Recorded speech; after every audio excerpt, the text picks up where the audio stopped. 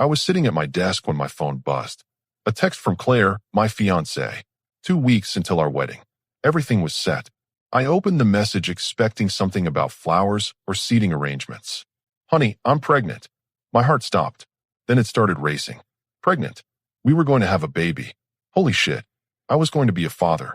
A smile spread across my face before I could even process it fully. This was huge. This changed everything. This made everything even more perfect. I kept reading, thinking of putting my ex's name on the birth certificate. It's more meaningful. The smile died. I read it again. Then again. My brain refused to accept what I just saw. She wants to name our baby after her ex-boyfriend. More meaningful. Those were her exact words. More meaningful than what? Than me? Than the father? Wait. The joy that had flooded through me 30 seconds ago turned into something cold and sharp. Why would she say that? Why would naming our child after another man even cross her mind? Unless. No. Stop. Think.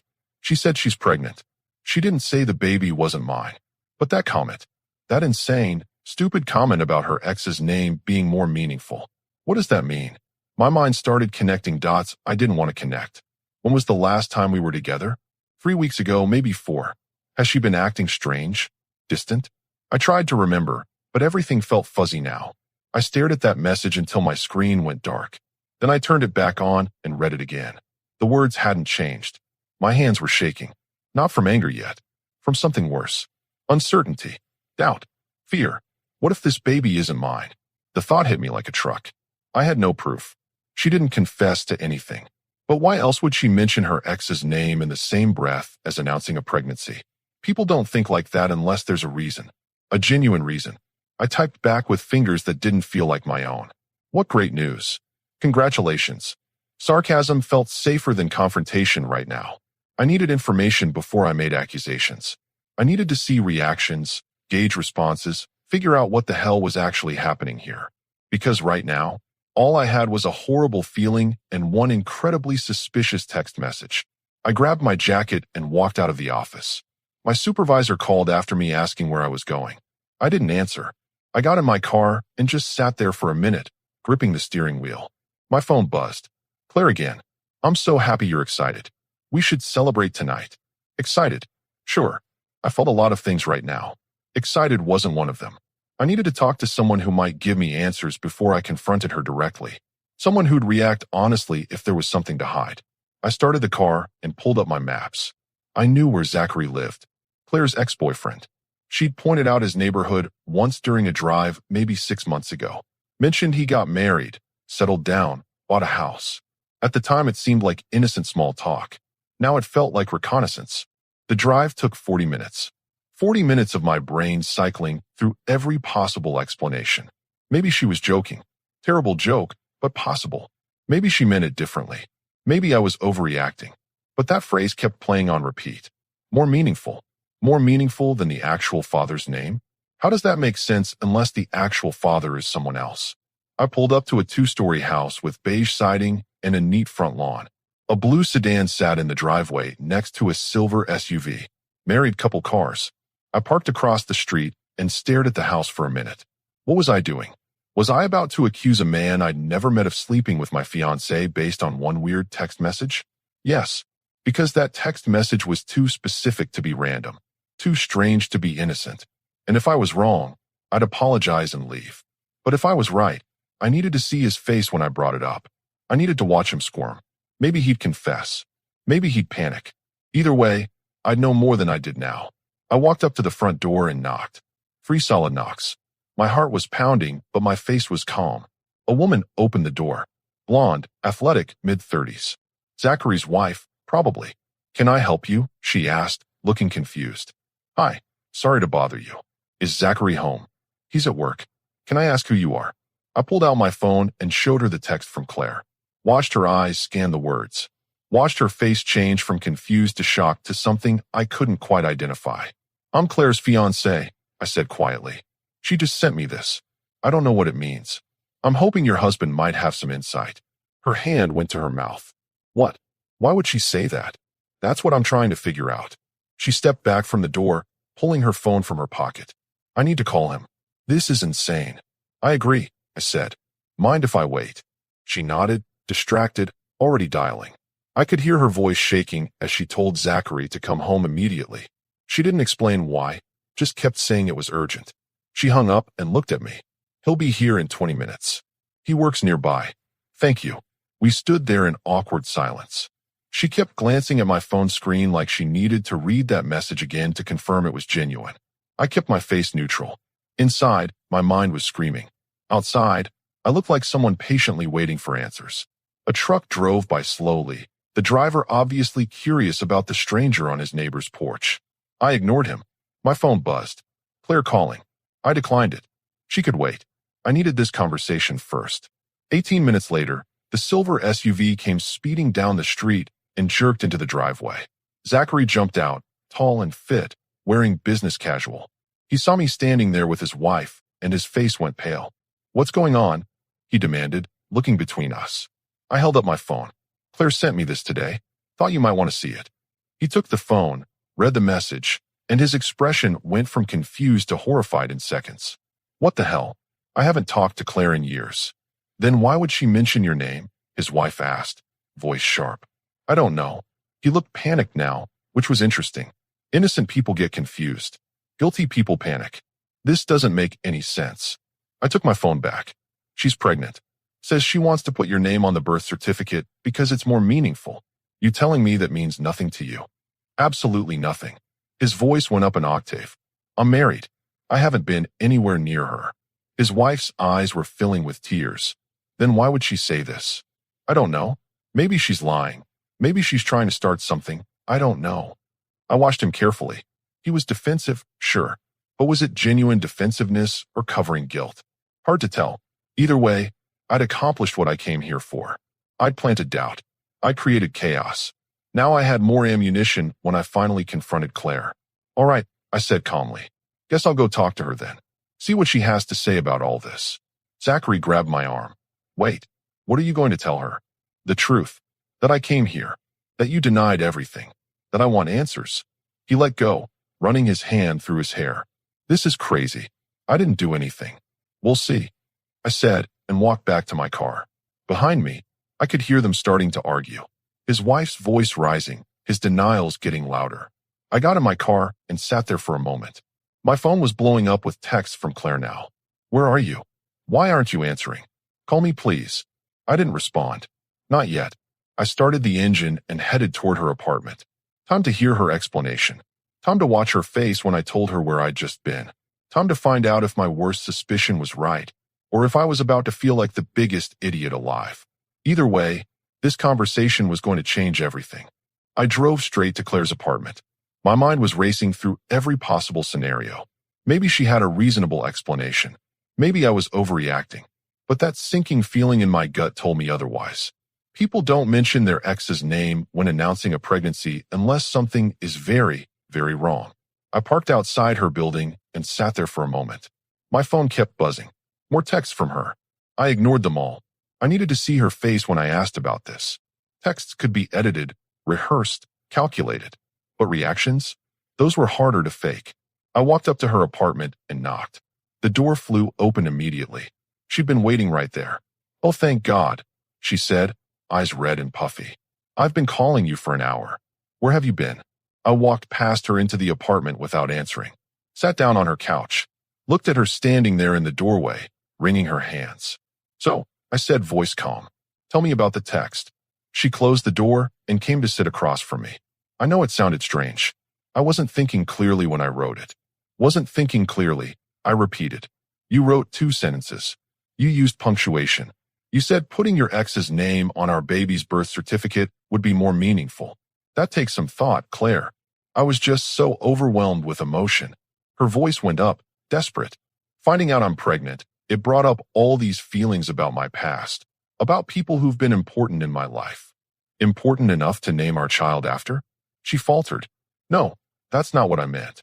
Then what did you mean? Use small words so I can understand. I just thought, maybe, as a middle name or something, to honor the good relationships I've had before you. Zachary was a big part of my life at one point. Stop. I held up my hand. You want to give our baby your ex-boyfriend's name as a middle name, to honor him, while you're marrying me. When you say it like that, it sounds bad. Because it is bad, Claire. It's insane. I leaned forward. Why would that even cross your mind? Why would you text that to me right after announcing you're pregnant? She was fidgeting now, picking at her nails, not meeting my eyes.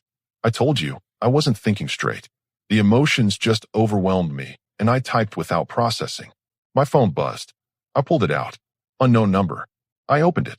Tell your crazy fiancé to leave me alone. I'm happily married and want nothing to do with her drama. She's lying about everything. I showed her the screen. This just came through. From Zachary, I'm guessing. Her face went white. Why is he texting you? I went to his house. She stood up so fast she knocked over her water glass. You what? Sat down with him and his wife. Had a nice chat. Showed them your text. Wanted to see how they'd react. You had no right. I had every right. My voice stayed level. You sent me a message that made me question everything. So I went looking for answers before confronting you. Seemed like the smart move. What did he say? He denied everything. Said he hasn't talked to you in years. Got very defensive. His wife started crying. I watched her face carefully. But the interesting part, he didn't seem confused. He seemed panicked. Because you ambushed him at his house with his wife there. Or because he has something to hide. I stood up. Here's what I can't figure out. If this baby is mine, if there's nothing going on, why would you mention him at all? Why would his name even enter your mind when you found out you're pregnant? She opened her mouth, closed it, opened it again. I don't know. It was stupid. I made a mistake. A mistake is a typo. A mistake is sending the message to the wrong person. But you specifically, intentionally, mentioned putting another man's name on our baby's birth certificate and called it meaningful. That's not a mistake, Claire. That's a choice. You're twisting everything I said. Am I? Then untwist it for me. Make it make sense. She started crying harder. Why are you being so cruel about this? I'm pregnant with your baby, and you're treating me like a criminal. Is it my baby? The question hung in the air between us. She froze. What? Simple question. Is the baby mine? Of course it is. How can you even ask that? Because of what you wrote. Because of how you're acting right now. Because nothing about this makes sense unless there's something you're not telling me. I've told you everything. She was shouting now. I made a stupid comment that I regret, and you've blown it completely out of proportion. My phone buzzed again. Another text from the unknown number. Your girl's been texting me all afternoon, begging me not to tell you anything. But there's nothing to tell because nothing happened. Keep your woman under control. I showed her that one too. He says you've been texting him, begging him not to tell me something. What don't you want him to tell me, Claire? I texted him once, after you left his house, to tell him I'm sorry you dragged him into this. That's not what this says. She grabbed for my phone. I pulled it back. Don't. You're ruining everything. Tears were streaming down her face now. We're supposed to be getting married in 2 weeks. We're supposed to be happy about this baby. And instead you're accusing me of things I didn't do. Then take a paternity test. She went completely still. What? Blood test. Medical facility. Prove the baby's mine. If it is, we move forward. If it's not, I didn't finish the sentence. That's insane. Is it? You wrote something that made me question everything. You're nervous as hell right now. Zachary's acting guilty. So prove me wrong. Take the test. I shouldn't have to prove anything to you. You're right. In a normal situation, you wouldn't. But this isn't normal. You made it abnormal when you sent that text. I headed for the door. Schedule the test.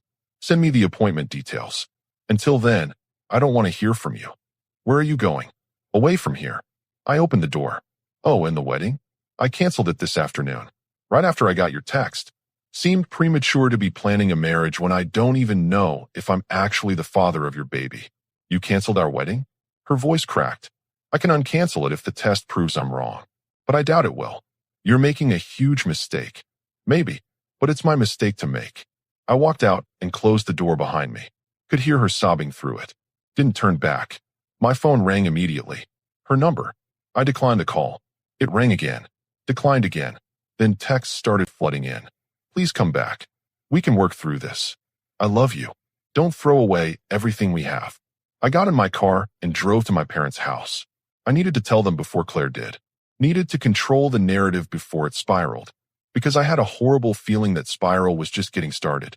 When I pulled into their driveway, my phone buzzed one more time. Another message from Zachary. I'm getting a lawyer. Tell your fiancée if she keeps dragging me into her mess. There will be consequences. I have a marriage to save because of her lies. I sat there staring at that message. His marriage needed saving. Because of her lies. He kept saying nothing happened, but his panic suggested otherwise. Either he was guilty and covering, or he was innocent and terrified of being blamed.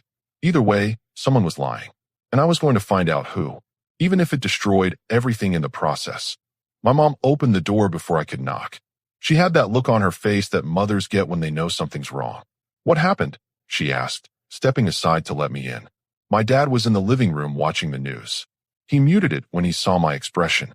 "Wedding's off," I said, sitting down heavily on the couch. "For now, anyway." "What do you mean for now?" Dad asked. I pulled out my phone and showed them the text from Claire. Watched their faces go through the same journey mine had. Confusion, shock, anger. She wants to name the baby after her ex-boyfriend? My mom's voice went up. What on earth would possess her to say that? That's what I'm trying to figure out. I told them everything. The visit to Zachary's house. The confrontation with Claire. The demand for a paternity test.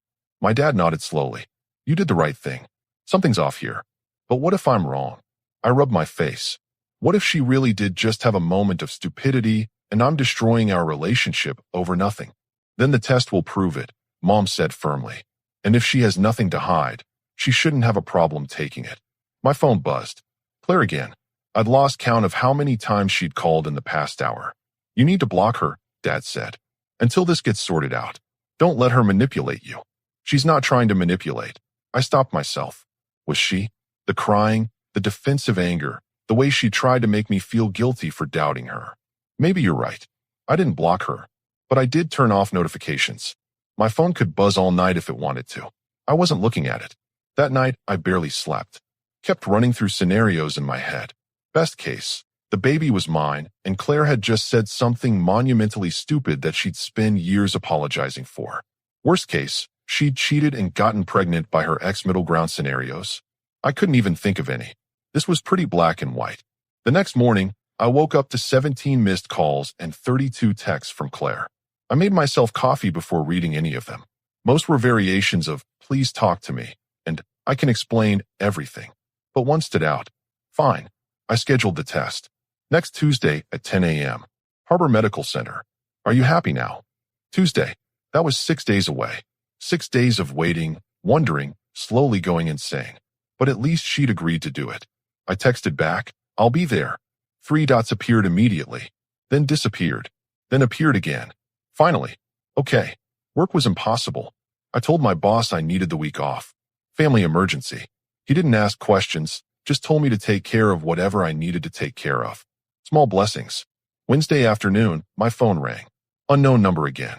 I almost didn't answer. Hello. This is Natalie, Zachary's wife. Her voice was tight. We need to talk. I sat up straighter. Okay. Did Claire really text you what you showed us? About the baby's name? Yes. I can forward you screenshots if you don't believe me. No, I believe you. I just needed to hear you say it. She took a shaky breath. Zachary swears nothing happened, but he's been acting strange since you came to our house. Defensive. Angry. He won't let me see his phone anymore. He won't let you see his phone, I repeated. That's new. Very new. Before this week, we had an open phone policy. Now he's got it password protected and takes it everywhere, even to the bathroom. My stomach dropped. That's not a good sign. No, it's not. Another pause. Is Claire taking a paternity test? Tuesday. When you get the results, will you tell me? I deserve to know if my husband has been lying to me. I will, I promised. I'm sorry you're going through this. I'm sorry you are too. She hung up. I sat there staring at my phone. Zachary's sudden phone secrecy was damning. People don't suddenly lock down their devices unless they're hiding something. Either he was deleting messages from Claire, or he was talking to someone about the situation, or he was genuinely guilty and covering his tracks. Thursday, my phone rang again. This time it was Claire's mother. How could you cancel the wedding? She demanded before I could even say hello. Do you have any idea how humiliating this is for our family? With all due respect, your daughter's the one who made this humiliating. She made a mistake. One silly comment, and you're throwing away your entire future. It wasn't silly. It was specific and concerning. You're being paranoid and cruel. That baby is yours. Claire loves you, and you're treating her like a criminal. She can prove the baby's mine on Tuesday. Until then, I'm not discussing this. I hung up before she could respond. Over the next few days, I got calls from Claire's father, her sister, her best friend. All of them telling me I was overreacting. All of them defending her. None of them able to explain why she'd said what she said in the first place. My own friends were split. Half thought I was doing the right thing. Half thought I was paranoid. But they all agreed the text was weird. Friday night, my phone buzzed with a text from Claire. Can we please talk? Face to face? I miss you. I stared at that message for a long time. Part of me wanted to see her, wanted to believe this was all a misunderstanding. But the smarter part knew better. After the test. Not before. You really don't trust me at all, do you? Should I? No response. Saturday morning, I woke up to a voicemail from Zachary. His voice was tight, angry. I don't know what game Claire's playing, but I'm done being dragged into it. My wife is filing for divorce because of your accusations.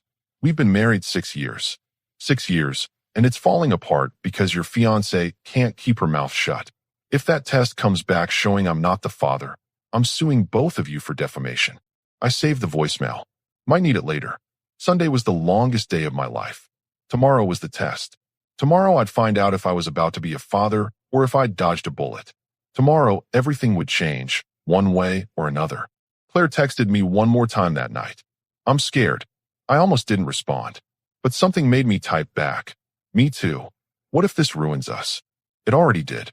The test just confirms what's true. I love you. I didn't answer that one because I honestly didn't know how I felt anymore. Love requires trust, and trust was currently in very short supply. Monday night, I couldn't eat dinner. Couldn't focus on anything. My mom tried to distract me with a movie. Dad offered to go to the appointment with me for support. I declined. This was something I needed to do alone. I set 3 alarms for the next morning. Didn't need them. I was awake at 5, staring at the ceiling, counting down the hours until I'd know the truth.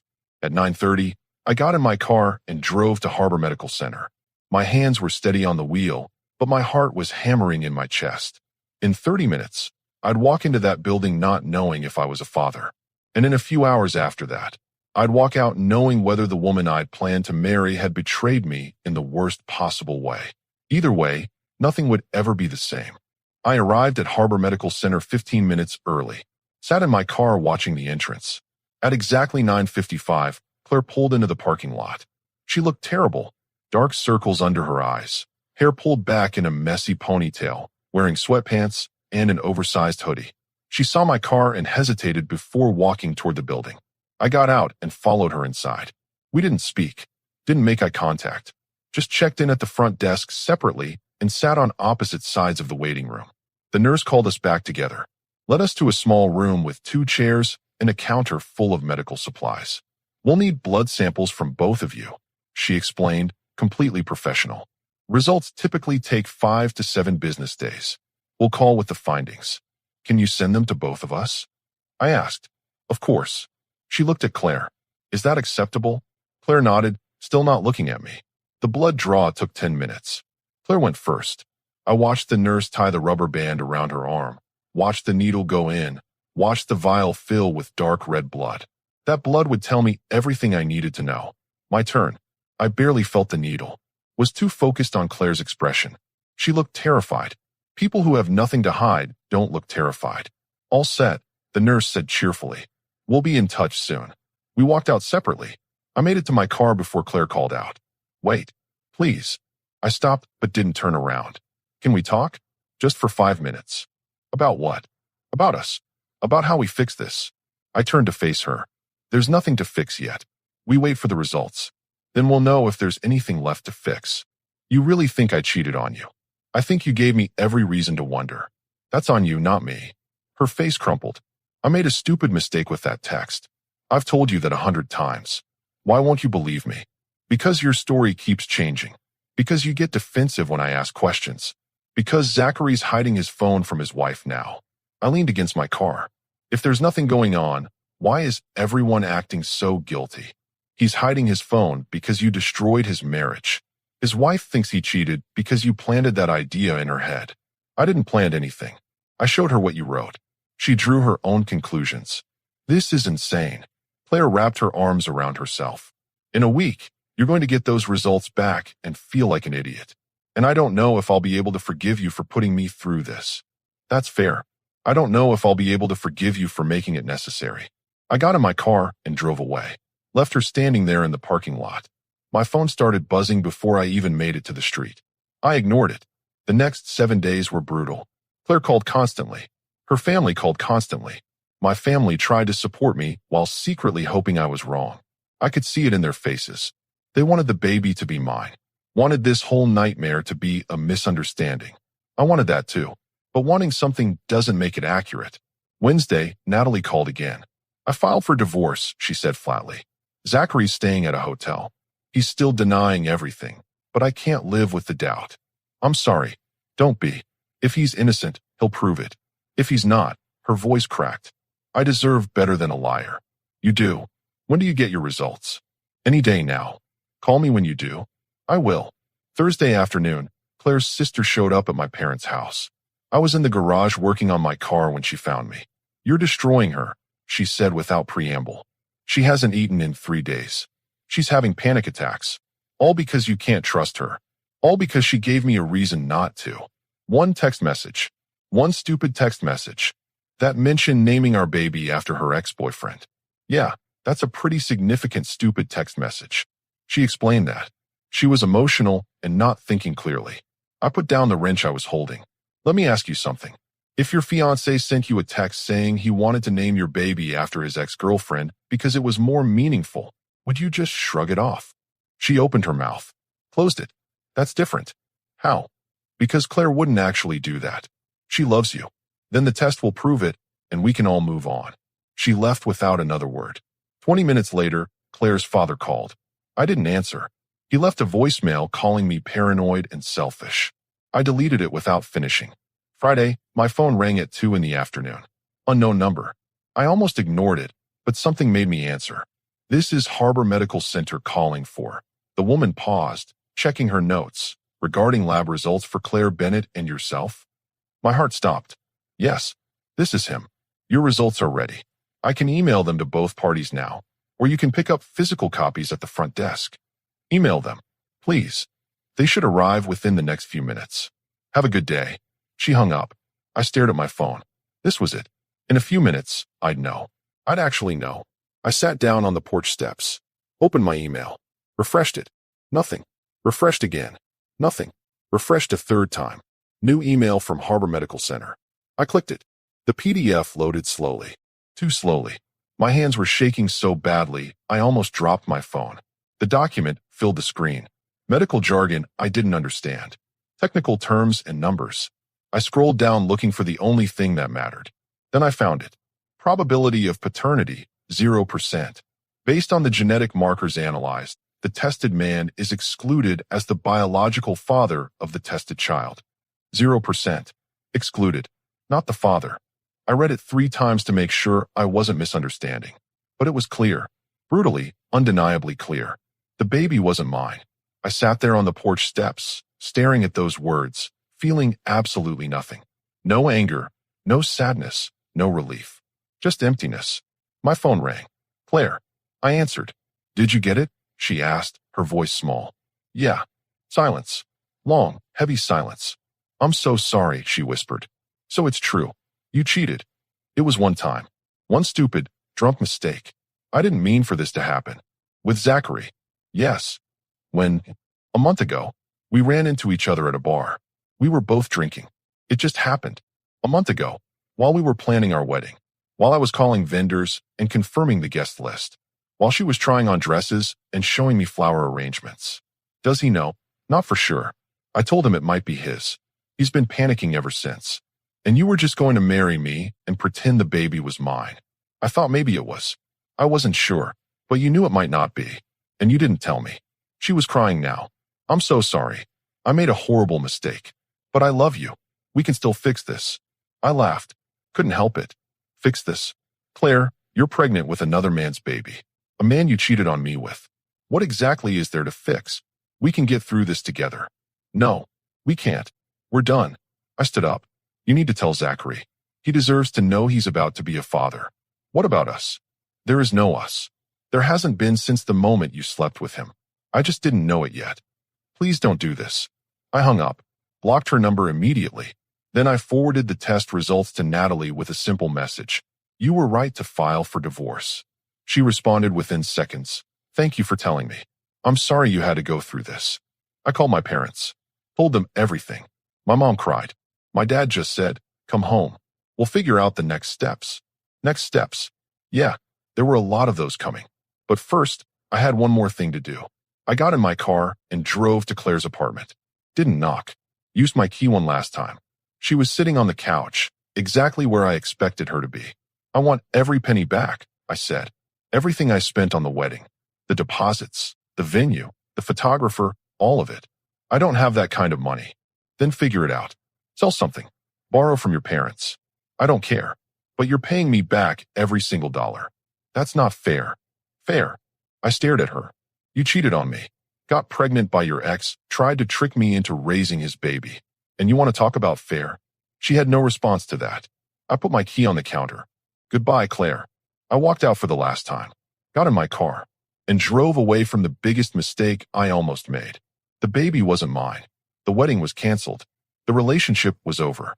And somehow, I'd never felt more relieved in my entire life. I didn't waste time. Saturday morning, I sent a group text to both families. Claire's parents, her sister, my parents, my brother. Everyone who'd been involved in this mess. Family meeting. My parents' house. 2 p.m. today. Everyone needs to be there. Claire's mom called immediately. What's this about? You'll find out at 2. I showed up early. Set up my laptop on the dining room table. Printed copies of the paternity test results. When people started arriving, the confusion was obvious. Claire showed up last, looking like she hadn't slept. Her parents flanked her protectively. All right, her father said. What's this about? I handed everyone a copy of the test results. Watched their faces as they read. 0% probability of paternity, I said loudly. The baby isn't mine. Want to know whose it is? Claire's mother went pale. This can't be right. It's right. Claire cheated on me with her ex-boyfriend Zachary about a month ago. Got pregnant. Tried to hide it. That text about naming the baby after him? That was her guilt talking. Claire's father turned to her. Is this true? She nodded, tears streaming down her face. You cheated? Her mother's voice broke. While planning your wedding? It was a mistake. A mistake that cost me $15,000 in wedding expenses, I interrupted. Which she's going to pay back. Every penny. We don't have that kind of money, her father protested. Then sell her car. Take out a loan.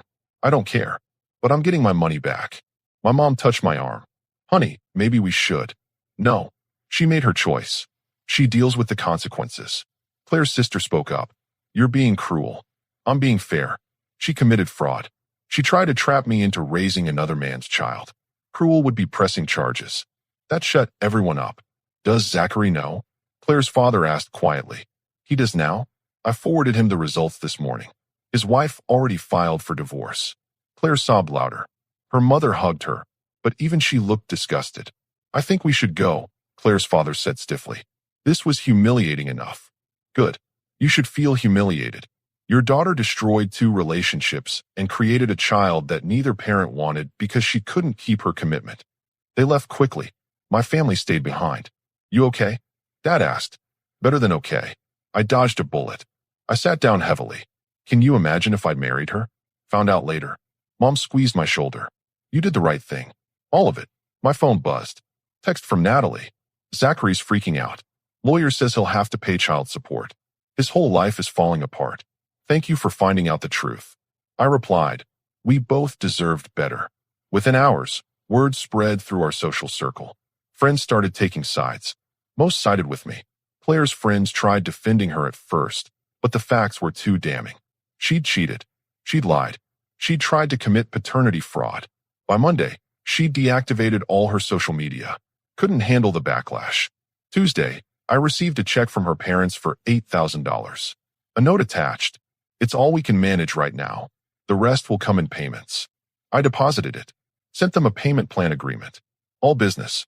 No emotion. Wednesday, I scheduled an appointment for STD testing.